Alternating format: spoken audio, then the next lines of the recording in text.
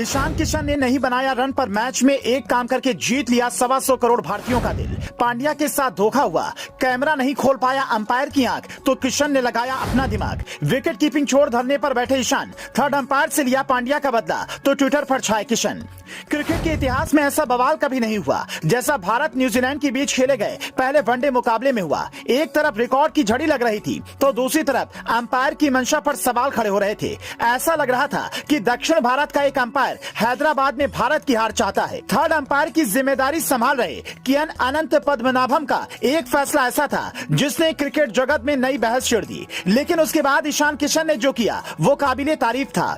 इस मैच में ईशान किशन सिर्फ 5 रन बनाकर आउट हो गए, लेकिन एक ऐसा काम किया जिसने 125 करोड़ भारतीयों का दिल जीत लिया। ये तस्वीर न्यूजीलैंड के गेंदबाज मिचेल सेंटनर की ओर से फेंके गए 40वें ओवर की है, जिस गेंद पर पांड्या को थर्ड अंपायर ने आउट दे दिया, जबकि गेंद ना तो पैड से टकराई न विकेट से, वो सीधा विकेट कीपर के ग्लव्स में चली गई। पांड्या का पैर क्रीज के अंदर था, फिर भी थर्ड अंपायर ने कहा ये आउट है और भारी मन से पांड्या पवेलियन की ओर चले गए।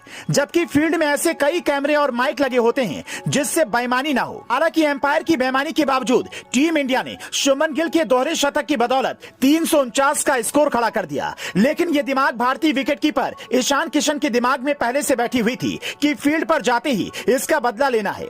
वैसे भी नियम कोई भी आए उसके विरोध की शुरुआत तो बिहार से ही होती है। ईशान किशन ठहरे बिहार के रहने वाले तो बगावत का सुर तो पहले से बुलंद होगा। जैसे ही कुलदीप यादव ने 16वें ओवर की गेंद फेंकी, न्यूजीलैंड के कप्तान और पांड्या को आउट कराने वाले विकेटकीपर टॉम लैथम स्ट्राइक पर खड़े थे। गेंद निकलकर पीछे गई, वैसे ही ग्लव्स से ईशान किशन ने गिल्लियां बिखेर दी, लेकिन यहां वो पकड़े गए और अंपायर ने कहा टॉम लैथम नॉट आउट हैं। ईशान किशन की हरकत के लिए अंपायर खफा भी हो गए और मैच के बाद उन्हें बुलावा भी भेजा जाएगा और उनसे स्पष्टीकरण मांगा जाएगा। जिस अंपायर ने दोहरे शतक के बाद शुभमन गिल की पीठ थपथपाई, वही अंपायर ईशान किशन से सवाल पूछने वाले हैं, क्योंकि नियम के मुताबिक कोई भी विकेटकीपर या खिलाड़ी जानबूझकर ऐसा नहीं कर सकता। अगर कोई जानबूझकर गलती करता है तो अंपायर उस पर जुर्माना लगा सकता है। विकेटकीपर जब गेंद विकेट के पास पहुंचने से पहले ही पकड़ते हैं तो उनकी टीम पर जुर्माना लगाया जाता है, लेकिन गिल्लियां बिखेरने पर इस तरह का कोई नियम नहीं है। लेकिन जैसा विरोध ईशान किशन ने दिखाया उससे हर हिंदुस्तानी का दिल खुश हो गया है। इस मैच में मेन अंपायर नितिन मेनन थे, जिनकी ईमानदारी के किस्से मशहूर हैं। चूंकि भारत में मैच हो रहा है तो तीनों अंपायर भारत के ही थे,